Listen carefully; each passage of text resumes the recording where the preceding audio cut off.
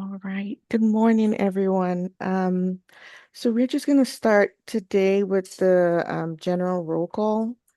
And if you hear your name, please, you can say present, you can raise your hands, um, or you can just, if you're also new here as well, you can put your name and your affiliation in the chat as well. So first on the list, we have Zan Ojiro.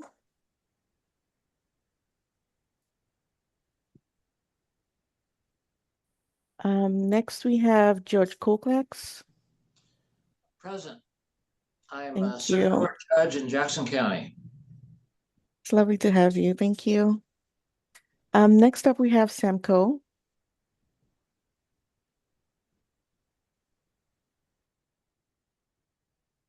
Kim Lay.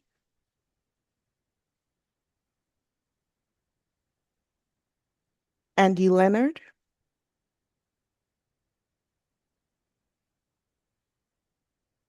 Tabitha Lewis.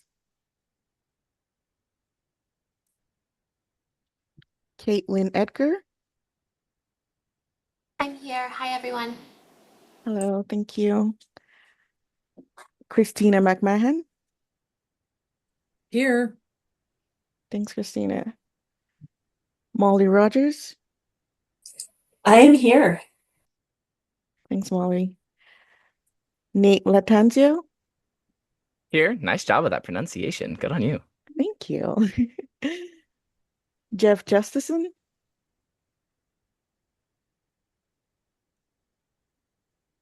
Andrew Copeland. Andrew is here. He's checked in the chat because his audio is not working. Thanks, Okay. Jory. This is Melissa Gallardo for the record. Thanks. Thanks, Melissa. And lastly, we have Daniela Avila. I think she just joined us. Daniela, if you're present, you can just say hello. Hello. Thank you. And that's it for our members. I'll pass it back to you, Molly. Thank you, and welcome everyone who's here today for the Youth Development Council's Juvenile Justice Committee meeting. I'm Molly Rogers, and actually this will be my last meeting that I'm actually chairing officially. And so grateful for everyone to be here. I shared with Anya ahead of time, I don't know that we're going to take all 2 hours today, but we'll give everything the time it does need. But I think we'll be able to give some time back to everyone's schedule. And we are going to do a quick modification on the agenda simply because we have a very, very busy deadline today. And for our compliance monitoring and an audit that's coming up. And so we're going to start with the OJJDP compliance audit. However, Joy, I forgot something. Let's do a quick introduction or roll call of staff, just to really honor staff who are here. And then we will kick it to Anya and Lindsay around the compliance audit. All right, thank you, Molly. That sounds good. I can go first. Hi, everyone. I am Joy Snyder. I am the admin specialist for prevention and justice with Youth Development Oregon. I will pass it to Lawrence. Hello, everyone. My name is Lawrence White. I am the Racial and Ethnic Disparity Coordinator with Youth Development Oregon. And with that, I'll pass it to Lindsay. Thank you, Lawrence. I'm Lindsay Schoonover, and I am the compliance monitor overseeing Oregon for Youth Development Oregon. I'll pass it to Anya. Good afternoon. Is it? No, it's still morning. Good morning, everyone. Can you hear me okay? Hello? We can hear you, Anya. Yes, we can hear you. So what's happening here? I'm occupying Brian's office in the PSB building because I have some internet connections issues at my home. And what I cannot figure out is how to use the cursor without the mouse. And anyway, I will figure it out. So I cannot see anybody. I can hear you, so hopefully I will get it happening. So I'm Anya Sikin. I'm the Associate Director of Youth Development, Oregon. Thank you so much for being here with us. I can go next. Melissa Gallardo. I'm Executive Support Specialist for Youth Development Oregon, which includes both our division and our council. And Anya, thanks for mentioning Brian Detman, Director for Youth Development Division. He often joins these committee meetings, but he is unavailable today. So he says hello and passes on his regards to everyone. And I will just fade into the background. Let me know if you need anything during the course of the meeting. I'm just here to support Joy and the committee. Thank you, everybody. Thank you, Melissa. And so Anya and Lindsay, I'm going to let you guys take it over for the OJJDP. And I am going to say it's the Office of Juvenile Justice and Delinquency Program, and it's our federal compliance. So take it away. Lindsay, would you like to get started? Sure. Yeah, so a couple weeks ago or so, we got an email from OJJDP for them wanting to come audit Oregon, which I guess hasn't been done since 2010. So this will be my first audit that I'm participating in. They will be here the week of February 9th through the 13th. And so while they're here, we're going to take them to some facilities that they want to see. So they want to see like 2 adult lockups, 2 court holdings, 2 adult detentions, a prison. I don't monitor the prisons, but we need to go to a prison. So I've been in communication with Department of Corrections.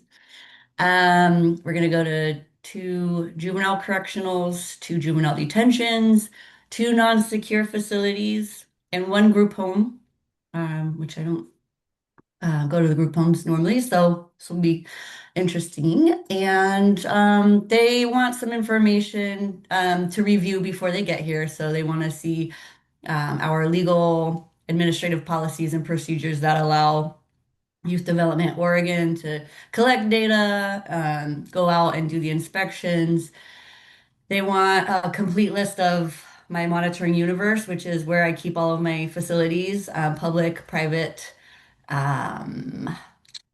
let's see, juvenile, adult, juvenile and adult, secure, non-secure, and residential and non-residential. What else do they want? They want our state laws and regulations that talk about how we do Oregon, the core requirements that I monitor for. So like the institutionalization, I cannot talk today, of status offenders, jail removal, sight and sound separation, things like that. And they want the Oregon compliance monitoring manual. So that was a big deal. We redid that when I was coming into this position. So yeah, probably a lot more updates after we get through this because it's all new to me. But that's basically what I've been busy with the last few weeks and still busy with trying to get everything together and prepared for them. So it's all good and smooth when they get here. So yeah, did I miss anything, Anya? Or No, Lindsay, thank you. And just to let you know, it's quite a bit of work that goes into preparation for the audit and the audit itself, because our schedule is going to be quite intense with 30-minute breaks between each facility, and there are quite a number that we need to visit. So Lindsay has been doing tremendous work putting everything together and getting ready. And as she mentioned, it was a very, very, very short notice. And it was made clear to us that it's non-negotiable. The date is set, will not change, so deal with it. So to all our partners who have been helping us schedule site visits, deep appreciation for being flexible and working with us on that. Right, Lindsay, because it's so anyway, we'll have more after the audit is done. February 13th, Friday, is going to be a day of celebration for us. At least we'll be through with that, and then we will patiently wait for the audit letter with their recommendations. So anyway, so there's that. Lindsay, you can leave anytime you want. I'm not pushing you. I'm just suggesting like if you need to do some more work, go. Yes. But before you leave, I'll just let you know that I'm gonna say to people, and you should be here at least for the first part. So we just got also a letter of compliance determination for fiscal year 24. That's the year that they're auditing when they come over, and we're in full compliance with all requirements. So we're eligible to receive 100% of funding for Title II. So thank you, Lawrence, too, because that's RAD work as well. However, there's always a catch. Because Oregon is out of compliance with PREA, and there is no indication that that compliance will be achieved anytime soon, we will lose 5% of Title II funding. However, not for this fiscal year 25, but 26. Don't ask me why, how it happens, but they had different ways of inflicting penalties on states. Before we would get that amount as a separate pre-award, and like last time we had it with share, we just gave it to OYA to get some monitoring equipment. So anyway, this time there will be no award. There will be just reduction in funding. And Criminal Justice Commission that receives job, whatever funding they receive, they will also lose 5% of that. So this is all we know so far, and there is no solicitation for fiscal year 25 out yet. But maybe because the letters came out with determination of compliance, maybe the ice will break at this point. But again, that's a speculation. So we'll have more for you at the next meeting. Thank you, Anya. So for everyone to kind of understand the non-compliance with PREA, is there an easy, like a short conversation? So PREA is the Prison Rape Elimination Act, to try to break up some of the acronyms. And the non-compliance issue in the past has been around ratios. So number of staff to the number of youth being supervised in our youth correctional facilities. Is that still the current non-compliance? That is my understanding based on the letter we received. So the Prison Rape Elimination Act is a federal piece of legislation that has some mandates in it. And one of the mandates, if I remember right, is around a 1 to something ratio of young people in our facilities. And our facilities in Oregon, the youth correctional facilities, are not designed, were built before the Prison Rape Elimination Act, and have not been able to be staffed to the ratios for a while. So I just want to articulate, with all of the information that's been in the news around the Professional Standards Office and the work around the Oregon Youth Authority, this is not specifically related to that. They're two separate things. Is that fair to say, Anya? I believe so. And it's also because the issue is really, it's a large issue that needs to be addressed by additional funding and maybe change in accommodations, which is really hard to achieve within a 12 months period. So that makes us kind of believe that probably we will remain out of compliance for another year. And which is why we purchased or supported some supervision and some things in the past with some of the dollars. And I see a question. So it is based on the finding is based on the youth correctional facilities. Correct.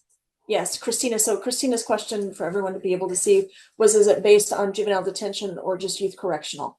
And it's youth correctional facilities. I believe it's Oak Creek specifically, or McLaren, one of the two.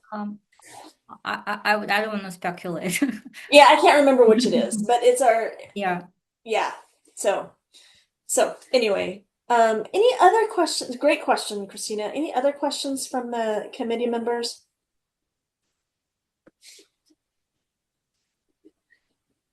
Okay. All right. Appreciate Lindsay hanging out, and we look forward to hearing the after party update from the compliance monitoring people coming out and spending time in Oregon. I think you guys are going to knock it out of the park. I heard some of the requirements that they wanted, which was within a day's drive or 100 miles radius. And in Oregon, that's kind of tough. We're spread out. And so being able to find community partners, detention facilities, jails, lockups, holding, co-located, non-co-located, all of those dances that you guys had to do, appreciate the partners of really stepping in and saying that's okay. So, okay. We're ready to move on. Okay, next is juvenile detention guidelines. And so they were voted on at our last YDC meeting, Youth Development Council meeting. I need to back up. I also wanted to let everyone know Jeff Justison might pop in and pop out. He was traveling today, and so I did hear from him that he might be available or might not, but he had a conflict. So detention guidelines. So we approved them officially, and so the Youth Development Division's Juvenile Detention Guidelines 2026 6th edition are official. We had the opportunity to meet with Department of Corrections yesterday, and as I shared with Joy before our meeting, there was lots of compliments. And so there are many partners around this meeting today that participated in leaning into those detention guidelines. And I just wanted to offer the appreciation. Department of Corrections thought they were very well thought out and very well written and very easy to follow. One of their comments was around terminology, and we kind of chuckled because the terminology is consistent in our system, but outside of our system, they're not consistent. So the consistency is in outdated ORSs. So Oregon Revised Statutes call youth detained juveniles, and we don't call them detained juveniles. We call them youth. And then there was we'll add one sentence to them based on their thoughts and recommendations, just delineating between statute and best practice in one section, but nothing substantial or nothing that changes the guidelines. So Anya you participated with me in that conversation. They are, I think, eager and excited to work with us as facilities want to do their inspections with the guidelines. I think DOC is going to be a great partner to be with us.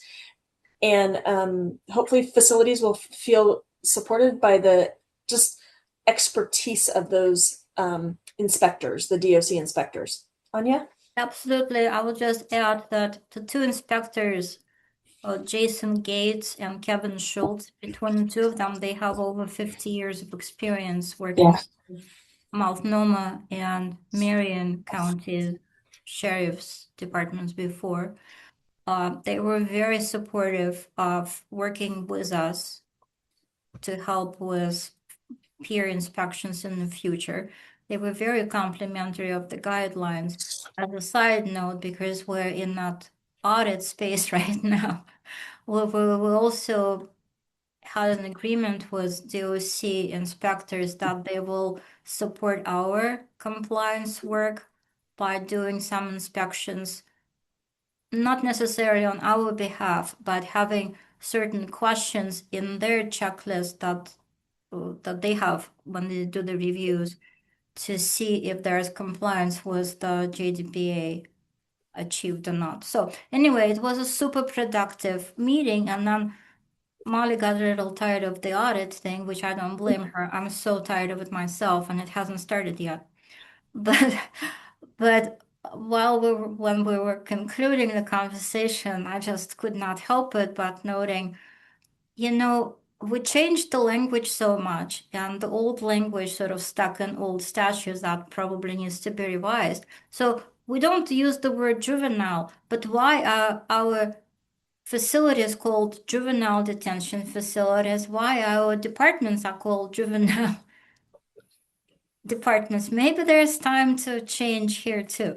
I know some places changed it to youth services and others, but I guess I wonder if that's the responsibility of the juvenile detention guidelines coordination to propose a name change. Not this time, Molly. We're putting the 2025 and we're removing the word draft like tomorrow. But anyway, so that was kind of like I was pondering about.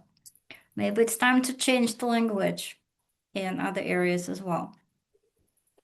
That's all that I can think of. Okay. Any other comments or questions from committee members or anyone really around the table about the detention guidelines? And there is a next step.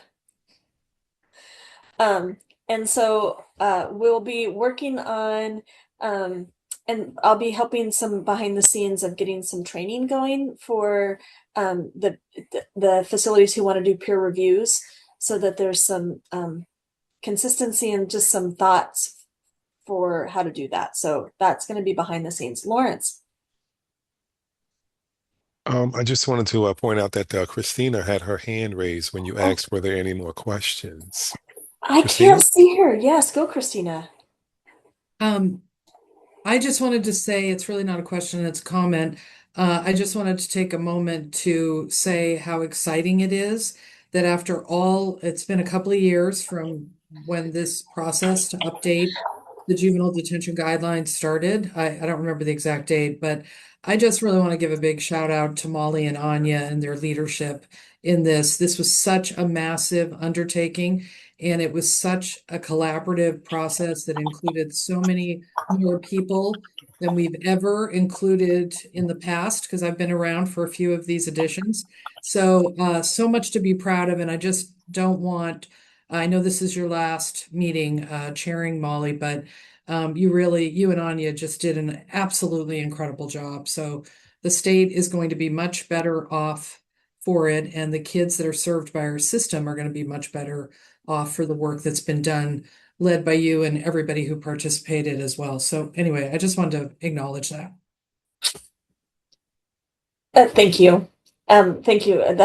So there were times when I felt like it was a bit of a swim upward, and yet I'm really, really proud of the work that everyone did. Yeah, I'm just really proud of them. So thank you. That's very kind. Thank You're you, welcome. Christina. But I just want to mention we would not have been able to accomplish what we have if it weren't for Joy Oh, and putting all those pieces of the puzzle together. yeah, I am so sorry. I didn't mean to leave Joy out. You know, the wind beneath our wings, doing all that really critically important work. Sorry about that, Joy. I'm very appreciative of all the edit. I've been involved when I've had to be the master document holder, and it's not for the faint of heart. So thank you so much. Thank you for reminding us of that, Anya. My bad. It's not your bad. It's a fact. All right. And any other thoughts or questions before I move on? Thank you. And I can't see, my view is not set up well, so thank you so much, Lawrence, for helping me out there. Okay. Let's move to the 3-year plan and the goals for probation reform. Do you want to tee us up, Anya? I will start, and then I will just a little bit of preamble. It feels like it was several years ago now. Was it 2023? 24? 23. 23. So 3 years ago, we were invited to participate in a joint kind of, was it training or just information sharing between NEAKC Foundation Coalition for Juvenile Justice, and 5 states were invited to participate, including Oregon. So from people I see on the screen right now, Lawrence, Molly, and I attended, as well as Debbie from OYA, and our former SAG chair, Marie Seller. So that was a very encouraging opening, and we came back with enthusiastic belief that we should get the probation reform conversation started going. However, we got distracted by the guidelines, which needed to be done first, and that took a tremendous chunk of our time. So while we were so engaged with the guidelines, our partners at the Judicial Department, and I see Nella is here, have done quite a bit of work moving that conversation forward and getting, amazingly, judges on board. So at this point, we kind of need to rethink and restructure how we're going to approach. So it's part of the 3-year plan, which means there is some money that we could use, the federal funds that have been approved for that purpose. So questions here would be, how do we want to start? What steps to take? What areas we want to address? I don't know how much Coalition for Juvenile Justice can support us in this effort anymore, because they lost the funding from the OJDP to be a technical assistance provider, as well as pretty much everybody else in the country. So those are kind of like open-ended questions, but I think it's really important. And Nella, please tell me if I made that up, but I do believe that at the last JDIP meeting, the probation was chosen as a #1 focus area for your group. So if Molly, do you mind if I ask Nella to kind of fill in what I left out, and then we'll bring it back to you to get us started on what we're gonna do next? Of course. Nella, please. I'd be happy to. And again, for folks who don't know me, I'm Nella, and I work with the Oregon Judicial Department.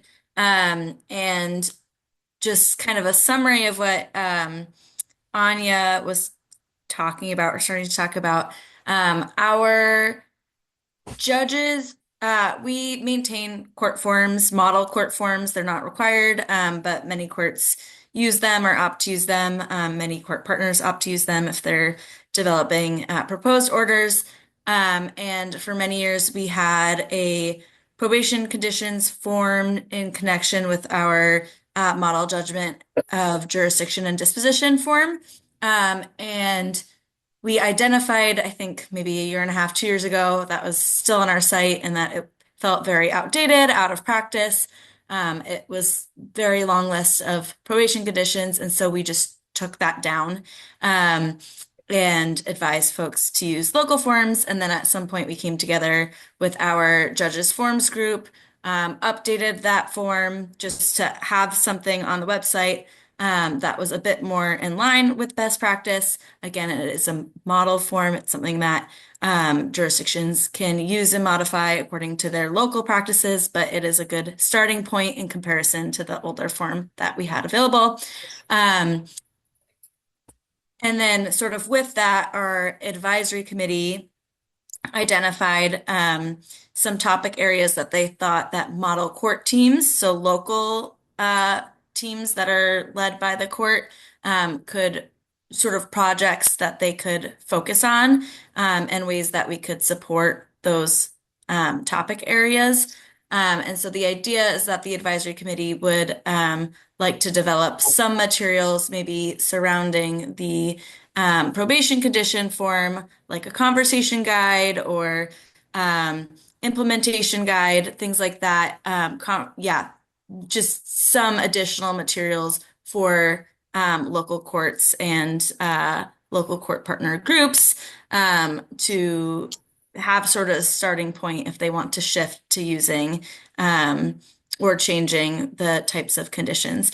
I want to emphasize that this is like the kind of court and yeah, that kind of small part of probation, right? There's so much more to probation, the way that it's enforced, the way that kids come back in on violations, things like that. And so I think that this conversation happening here is a much bigger conversation than the conversation happening in JDIP, which is really what is the court ordering and why, and how long, those sorts of conversations that we're training judges on, and again, trying to get folks on board with best practice and things like that. So I'm happy to answer any questions. That was a lot of information, and I wasn't necessarily prepared to share about it, but happy to. And think that kind of a collaboration would be really great between the work we're doing on that side. Again, just the kind of slice of the bigger probation reform work that I think that this group could be working on. Thank you, Nella. And so when we talk and say the word probation reform, I would very much be interested in committee members. What do you think of in that way? And the reason I'm asking the question this way is reform's a big word and probation's a big word. And putting those two words together is a very large piece. And so when we went back to Washington, D.C., we had to map out our system at all of the points that we could off-ramp young people from the system, and then how to do things in the system. And so I just would love to hear just thoughts from committee members on, hi Sam, on what you hear when we say the words probation reform. What comes to mind to begin with? And so I'm going to open it up in a space for our members to kind of just popcorn a little bit. And if we don't popcorn, I'll ask. Christina. Well, I think that knowing, because we're coming up on 3 years ago when we first started this conversation in the winter of 23, and my understanding of the approach that Annie E. Casey took, because even though I wasn't part of that team, I had folks that had been involved on my team with Multnomah County, their work with the probation reform initiative with Annie E. Casey Foundation. So I was paying pretty close attention to that. And I think it differs, that Annie E. Casey concept of probation reform. It differs from what most people who are involved, either directly involved in the juvenile justice system services offerings or adjacent to that, because Annie E. Casey seemed to me to really focus on and I'm not criticizing this, I'm just observing the language might mean different. I'm glad you're bringing this up, Molly, because I do think it means different things to us here in Oregon, because we have a less common system in Oregon. The Annie E. Casey model, in my mind, really focused on diversion, getting upstream, keeping young people out of probation, which is wonderful. That's what all of us would like to see, less kids end up on probation. But the distinction for me is, in Oregon, we don't have a system that is operated and under the jurisdiction, really the control of judges. We have this system of county juvenile departments, and we don't have a statewide judicial system, or in some states they have counties where the courts in those counties are in charge of juvenile justice services. So I think around the country, there's a lot of states that have that model. And to me, that's a really big distinction that has led to some confusion when outside folks come into our state, consultants, technical assistance folks, and they don't understand that distinction. So when you say probation reform, to me, I'm thinking as a former juvenile department director, I'm thinking about the kids who are ending up being formally involved in the juvenile justice system, meaning a petition has been filed, the court has taken jurisdiction and placed that youth on probation under the jurisdiction, really the obligation for supervision of the local county juvenile department. So for me, that is very different than the work to try to divert kids. And in my department that I retired from, Clackamas County, we did both of those things, but they were very different approaches. So I'm not arguing for or against either end of that spectrum, but I think hearing from peers in the Juvenile Directors Association, I know that there was some concern about, wait a minute, in Oregon, the way that our laws are written, juvenile departments have a lot of authority and discretion and decision making over how young people are handled or funneled through the different pathways in the system. So judges aren't involved in, for example, oversight of formal accountability agreements, which is a form of diversion. So I just, like I said, I don't want to sound like I'm arguing for or against anything. I just think that when we're talking about this and moving forward, we need to be really clear about what the focus area is and whether it's going to be the Casey focus about really getting upstream and preventing kids from ever hitting the formal court process, or if it's really about after that youth is involved with the court and on formal supervision with the county juvenile department, what does that look like? How are we engaging with those youth? How are we engaging with the families? How are we engaging with our community partners? How are we deciding how long a young person will be on probation, and what does the research say about that?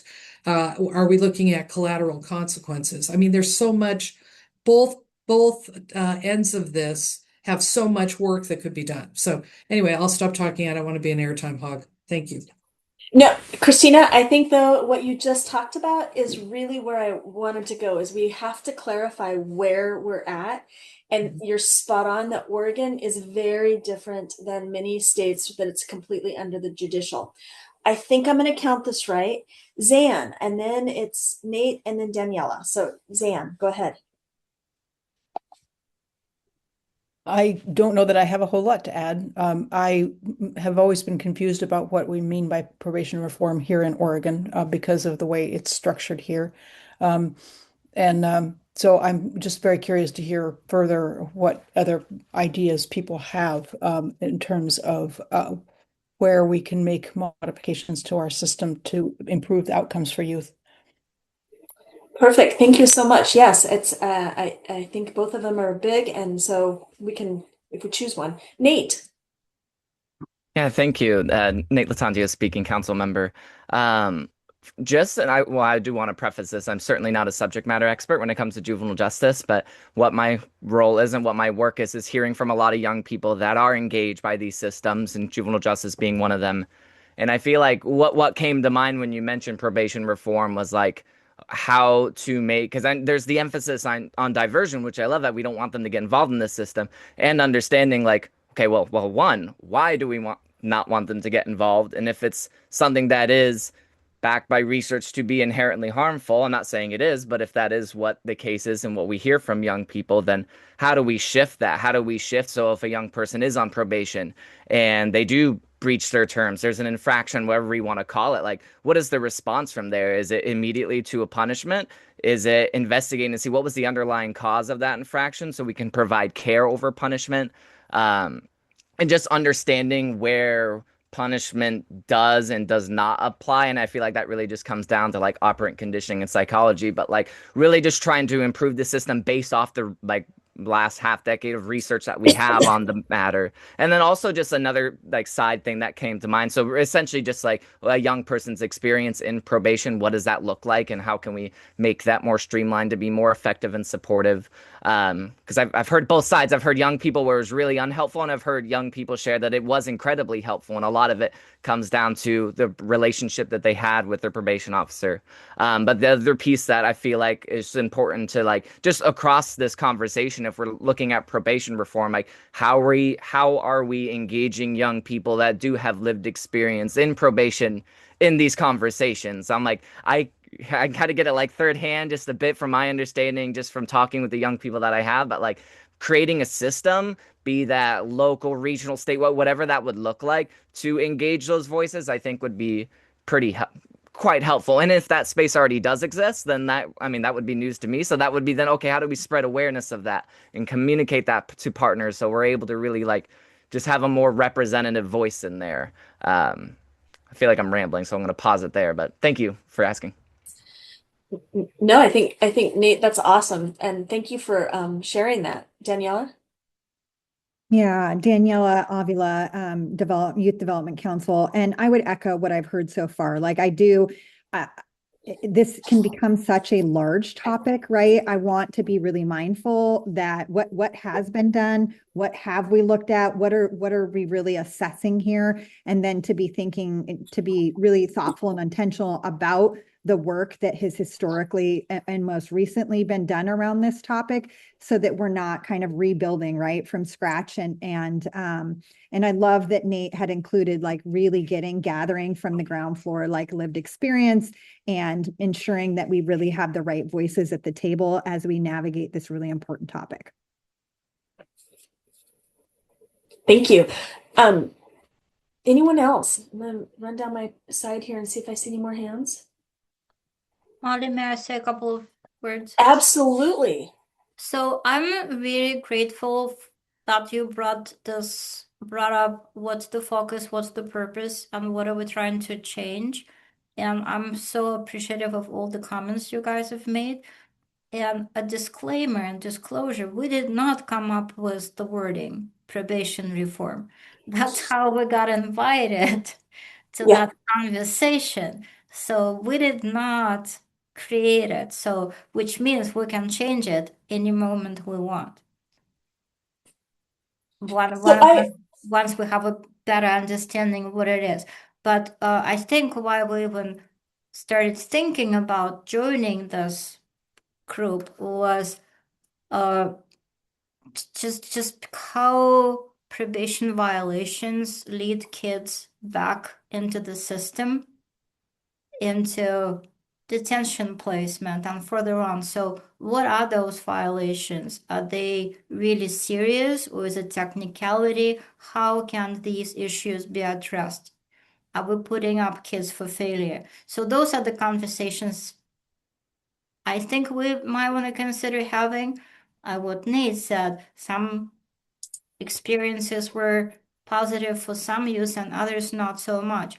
Why is it different? Is it because the personality of the officer, or is it a different system that those kids were experiencing? So those are kind of things, and that's why I think we waited until we had time to breathe Yeah. and think it through, not just jump into let's give a grant award to somebody and let them figure it out. So that's all. So I'm gonna ask I'm gonna actually we have people that are not official committee members here that are participating today, and I want to make sure that I hold a small space. Well, I'll hold space, not a small space, but people who are joining us and listening and who have listened to us as members for a long, or as public for a long time. Any comments from you guys?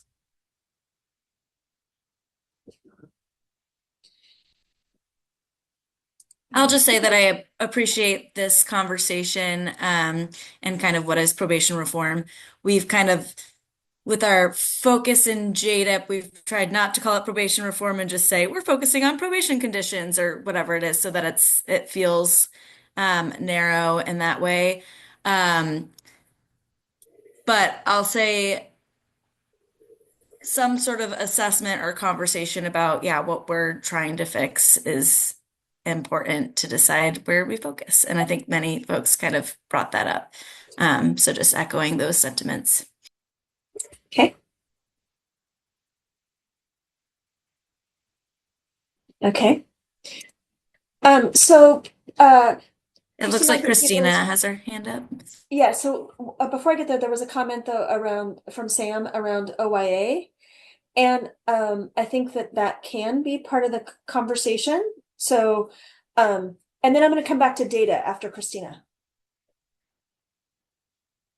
Oh, I just wanted to say that what Nella shared about the work that the judges have been doing the last couple of years, that work really, in my opinion, is about probation reform because a best practice we all know is doing a validated risk assessment and using the information gained from that to help inform the court and also to develop the case plan of services and how we're going to work most effectively with the young person. So however, whatever you call it, Nella, or however it's packaged, we can't take it for granted that that is going on across our state in the same way. So in terms of reform, to me, that's a critically important area, especially for our courts, but all of us that are in this field. So I just want to say that I think there's been Daniela talked about not losing the work that's gone on. To me, we need to keep building off of some of the efforts that have been underway for some groups for years. So anyway, just wanted to make that observation.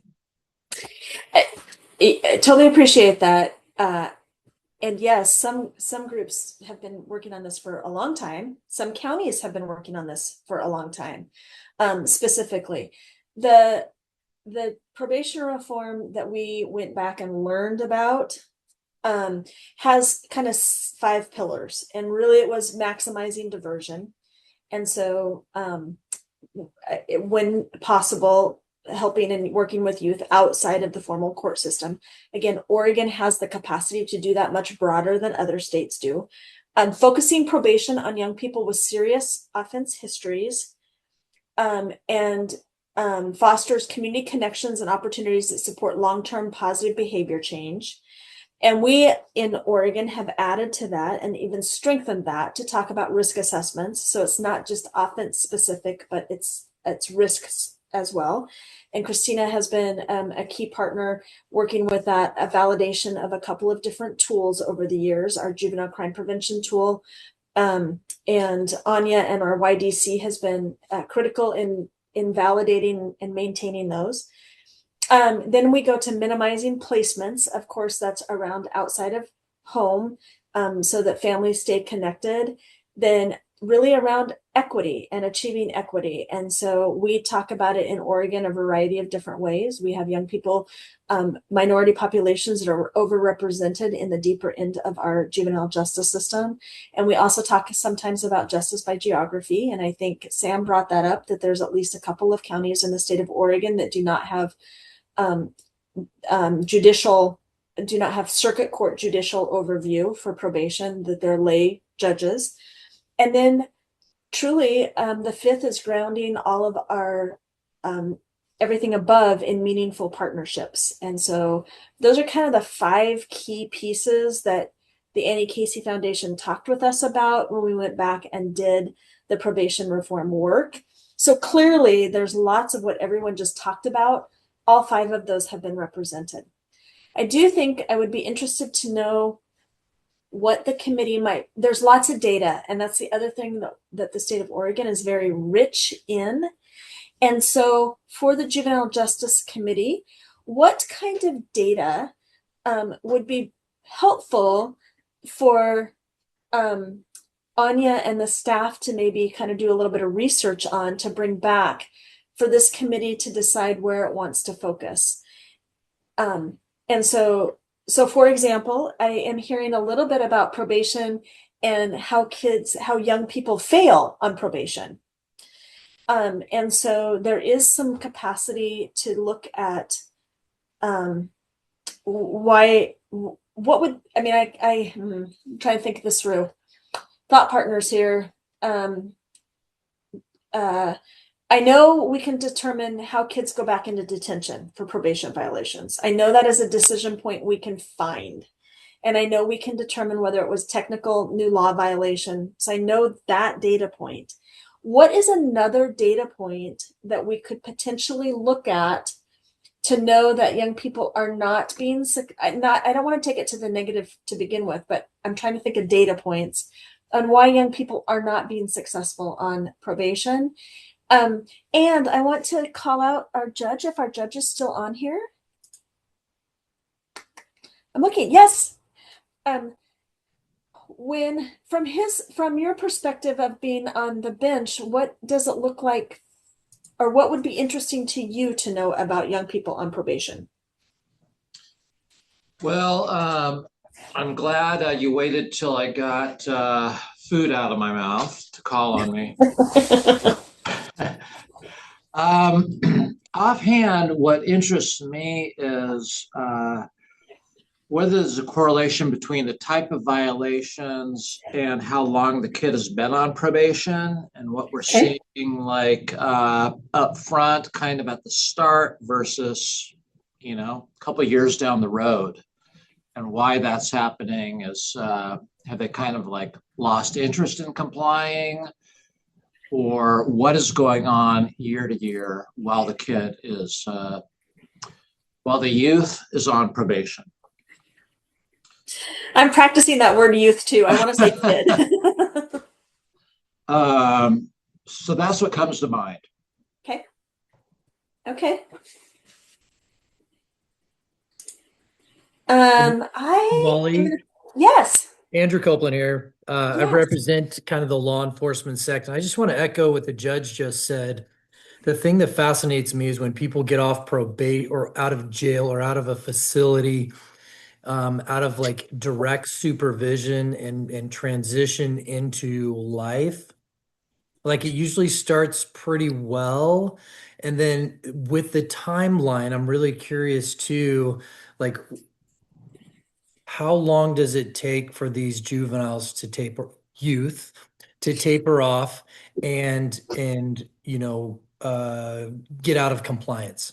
And so that would be a really interesting, just to follow up on what the judge said. I would totally agree. That would be a data point that would be interesting for me. Okay. Thank you, Chief.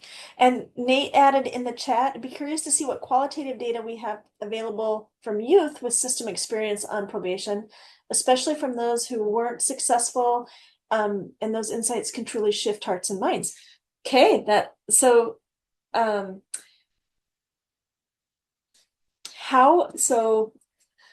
Anya and Joy, as we're reading these, and I'm super glad Abraham jumped on as well. And we're recording this so we can capture thinking through how to find those insights from youth. So I took notes and I really appreciate. So we were looking at least 3 data points here. Sets of data. Probation violation not leads to detention. That seems to be like an easy one if we get out of JJ's. Correlation between type of violation and the length of probation stay. Need to figure out. I'm not a JJ's user, so I don't know if there is something that could be gained from that system. Or Nella, I don't know if the courts have records that could lead to that, but we'll figure it out. Yep. Those are really important questions. Because basically we need to know why people fail and what can be done to help them not fail, right? Is it the system that makes it, that sets them up for failure, or is it some kind of personal support that people could use? And Andrew, the last one, how long people do well until they fail. So if you could think of any information data sets that could be used for that, please let me know. I will also reach out to OYA researchers to see why am I spacing on his name right now? Mark Greenwald. Yes. Reach out to Mark and see if there is something that maybe he could advise for us to look at. Another thing that I would also, it was not mentioned, but I'll be happy to reach out to MPC research, because part of the conversations that I've been hearing is whether conditions of probation are determined based on the risk assessment. Because ideally, they should be considered during the probation time with the increasing positive and reducing. So I will talk with MPC research to see if they have any idea of how to address that and get some, and I think it's a good start.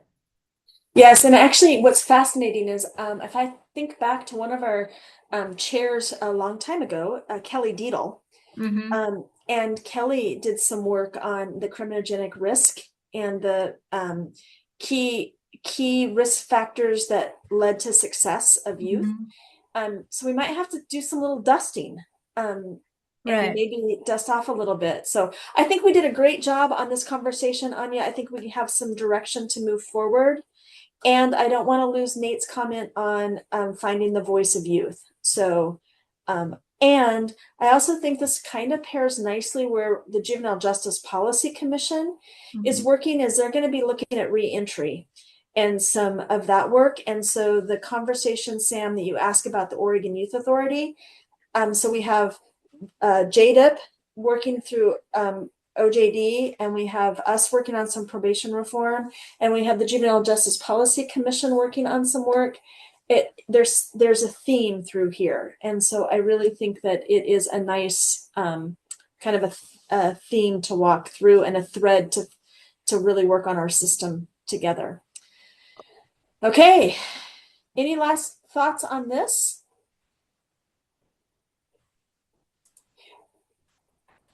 Oh yes, Christina.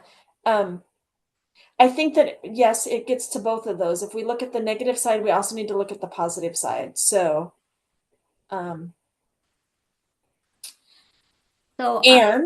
Ellie, thank you for Medford. I really appreciate people putting things in the comments. I never want to exclude people's thoughts from that.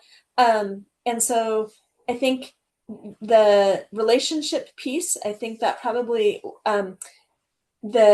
we could definitely invite the OJDDA training chair here, because they just did a whole revamp of their training for juvenile department staff members. And it's really around relationship now. And so Sonia Little Deer Evans is the chair of that committee and has a really strong background in motivational interviewing and ethics and lots of work around rapport with youth. And so we, by all means, could invite them to the table. I also am going to call out one of my dear friends that I've worked with years and years and years, and who also happens to be a juvenile director from Baker County. And Stacy, your thoughts?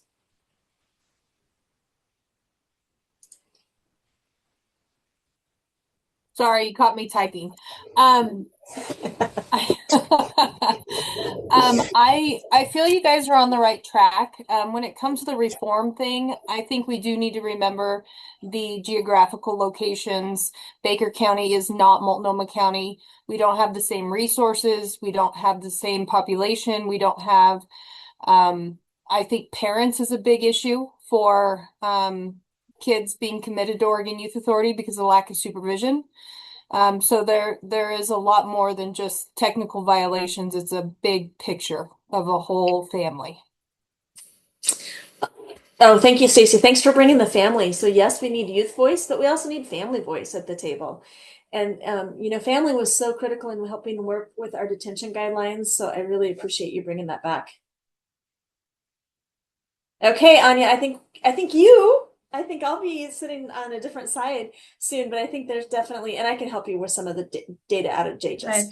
So between now and the next meeting, we will do some looking into where is there research, what data could be available, and update Here.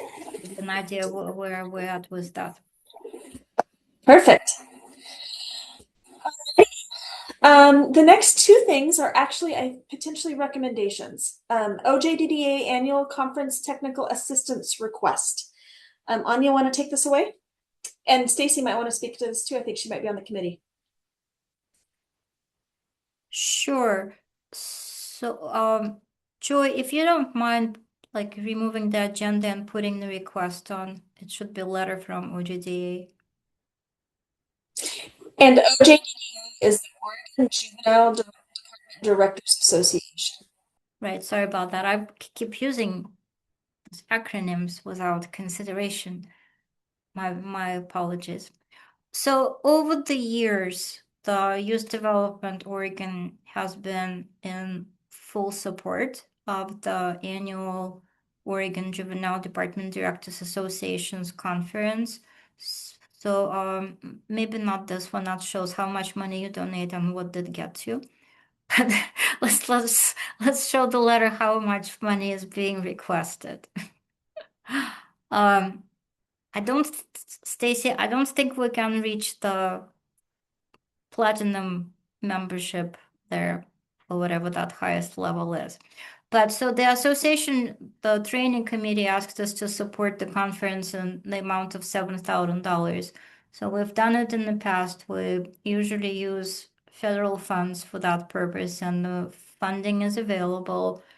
And Brian Detman, the Youth Development Oregon Director, and I discussed that, and we, as an agency, we're in full support of providing that amount of money to support the conference. So now just sharing it with the committee, and unless you have any concerns about it, we will go ahead and support the conference. I don't know how much you can see this, but Stacy, do you want to say a couple of words? Are you on that planning committee or? I am on the committee. We are requesting $7,000. That's to cover our keynote speaker technology. It's a lot cheaper than last year in Eugene. But we will take obviously whatever we can get. We're trying to get donations from a lot of different other sources. It would just be helpful if you guys could have a conversation and hopefully agree on some funding for the annual conference. Thank you, Stacy. Yes, funding is available, and unless the committee members feel otherwise, I would recommend we provide the $7,000 to support the keynote speaker for the upcoming conference, and also with encouragement for committee members to attend the conference as well. And the attendance will be covered by our state advisory group funding.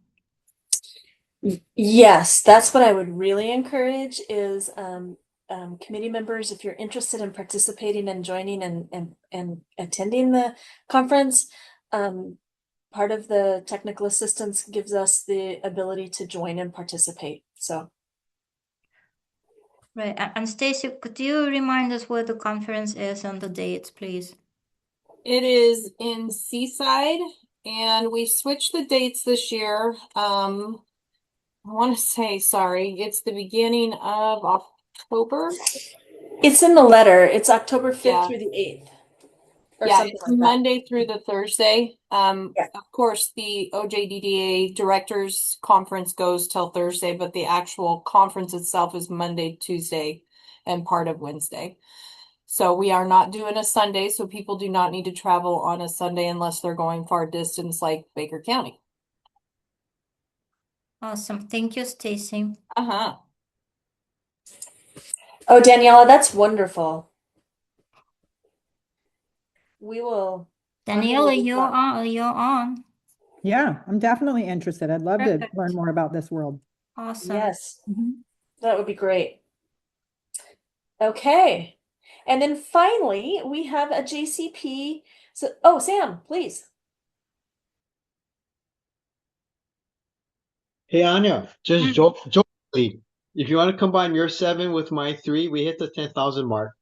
Oh, that's a question to Stacy. Do we get a platinum sponsorship? Well, I am not the conference committee as a I'm whole, just but I would joking. say, heck yeah, let's do it, guys. Okay.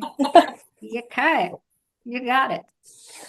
I love the Thank you, Sam. negotiation. That's Thank so you, great. And Sam. I don't know what it will get us though, but we will negotiate later. and Nate's in, so let's make sure we connect up with Nate and get Nate to participate. That would be so much fun to have. I won't be the Awesome. chair, but it'll be so much fun to have you guys there. Well, you may not be the chair, but you're never gonna leave, Molly. You just like not allowed. Yeah. We have one last JCP plan. But before we go to that, well, yeah, one last JCP plan, and that's the Lincoln County JCP plan. And I can set the stage a little bit for Anya as she's the Lincoln County's plan did not used to go through the juvenile department, correct? So yes, this is correct. This is the first time ever Lincoln County Juvenile Department was designated as a lead agency for juvenile crime prevention. If you don't, should I say just a few words about the funding and how Yes. it's Yeah. structured? And so Yes. the juvenile crime, and Molly, please correct me if I make something up or miss something. So from what I know and remember, the JCP funding came about in 1999 by executive order of Governor Kitts Harbor during his first term. And then it was supported by the legislature the following year. And with that, all 36 counties were eligible to receive a portion of the funding, which was divided through a population allocation formula. And I don't know if the minimum grants were established during that time or was it later, because the amount of money was significant in the beginning. Yes. And then additionally, tribes were added to the plot, so each tribe receives a portion of the funding as well. But until Youth Development Division and Youth Development Council were formed, the administrator for the funding was Oregon Commission on Children and Families. And through that agency, well, I'm not going to go further because it started with Criminal Justice Commission. But at the time when the state agency that was the administrator was Commission on Children and Families, the county funds went into two different type of agencies locally. So there were juvenile departments that were named by their local boards of county commissioners to be lead agencies in juvenile crime prevention. And there were commissions on children and families, and each county, I believe, had one at the time. So in Lincoln County case, the money went through the commission system to the local commission on children and families, and it stayed there until the Youth Development Oregon or Youth Development Division Council were formed in 2011. At which point, most counties, with the exception of two,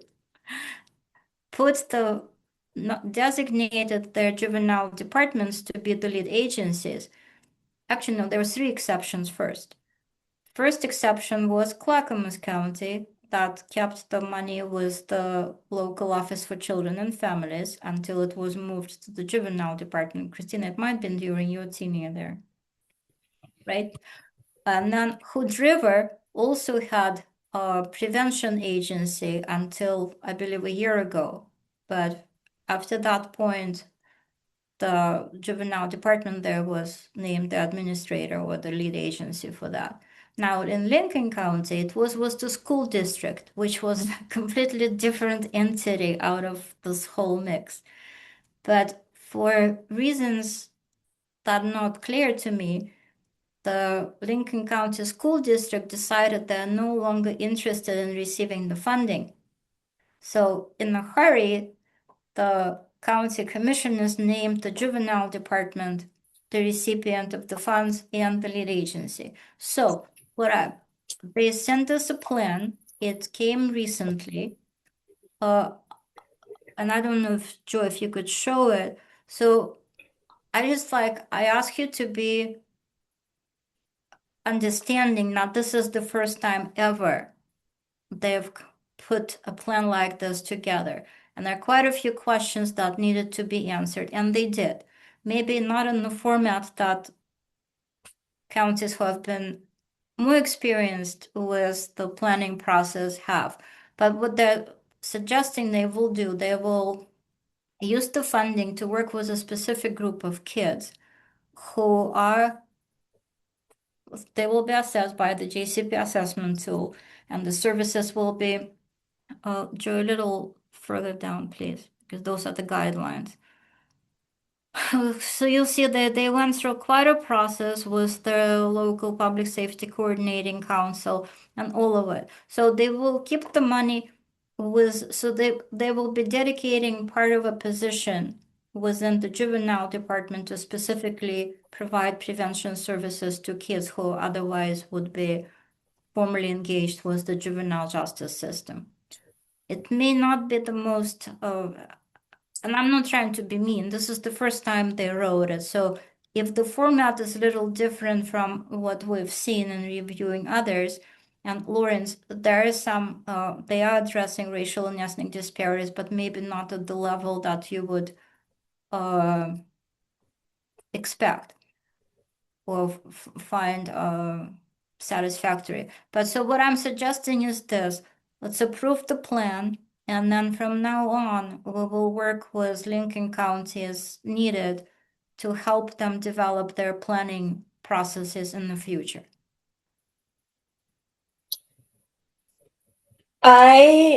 You did a great history.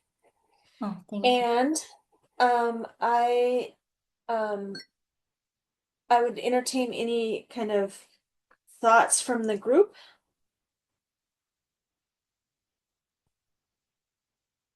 I would agree. What I would say is I would recommend we approve the Lincoln County plan with the ask from them to work with staff in preparation for the 27-29 plan to be fully in compliance with everybody else. Like take this period of time to really work with Lawrence, work with Anya, to really understand and move the ball forward, but that this is a really good step, and really thanking them for stepping in and picking up where the school district chose not to maintain it. So it's a non-competitive grant, so it's not like these dollars could be split across the other counties.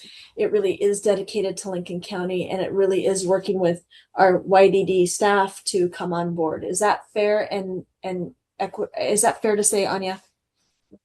Yes, I think so. That's the plan I would be suggesting to you all.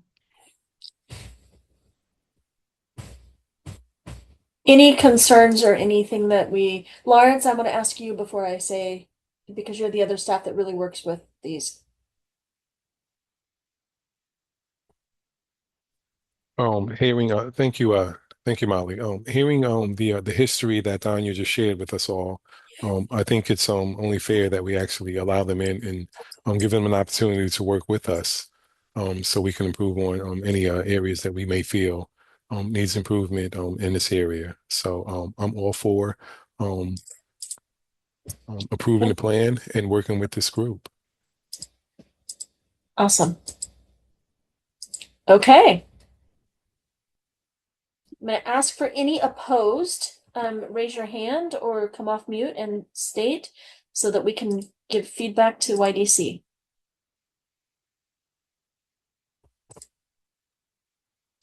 All right. Anya, does that meet your needs? Absolutely. Silence means you're in agreement. And Lawrence, I appreciate your willingness to work with them, so they will need some help. But I must say, this is the first time ever in 27 years that they wrote it. So it's not bad for the first time, honestly. Yeah. Yes, so thank you very much. I'll let them know. Okay. And then two more things just to talk quickly about. Our next Juvenile Justice Subcommittee meeting will be Wednesday, March 25th. And our next Youth Development Council quarterly meeting will be Thursday, March 12th. And where is the Youth Development Council meeting a site visit this time, or is it a Salem virtual meeting? This is Melissa. Hello. Thanks for going over those, Molly, and bringing that up. It is pretty much a virtual meeting. And I hope to get an agenda out within the next week or so, and we'll confirm that. We're not doing a site visit for the March 12th meeting.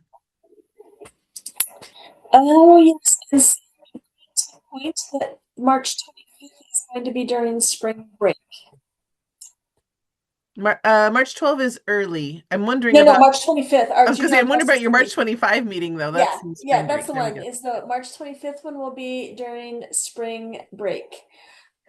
So Anya and we may need to talk about that offline to maybe bring it up a week, or we have moved it back a week from time to time. But then I think that's anyway. So Well, we so can stay tuned. Okay, yeah, we will send some kind of communication. But you may have noticed that we're trying to transition to bi-monthly schedule now. Yes. Maybe being a little naive, thinking that there isn't that much work to be done during this year. Because previous years were really busy with the detention guidelines, and the year before that we were really working with those JCP plans, submission and review and approval. That's why we will try to schedule it every other month for now, and if the volume of work becomes larger, then we can always make the corrections. So we're going to hang on to that space right now, understanding that it's spring break, and you might see something come out later on a little bit of a shift. But anyway, we'll hold that at this moment. I am now going to open it up just for thoughts from any committee members.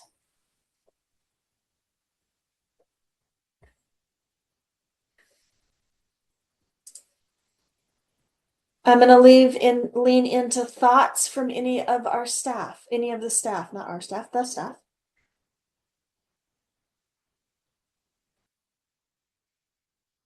And I'm going to close this out and give everybody 40 minutes back of their day.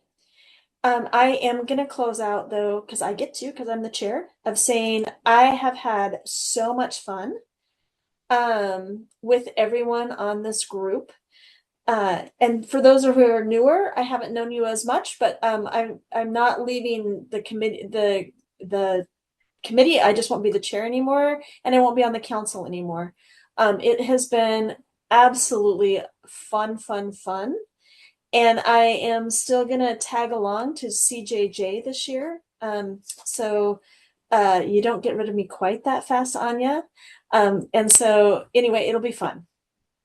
Molly, you're not allowed to leave. I get to step down as chair though.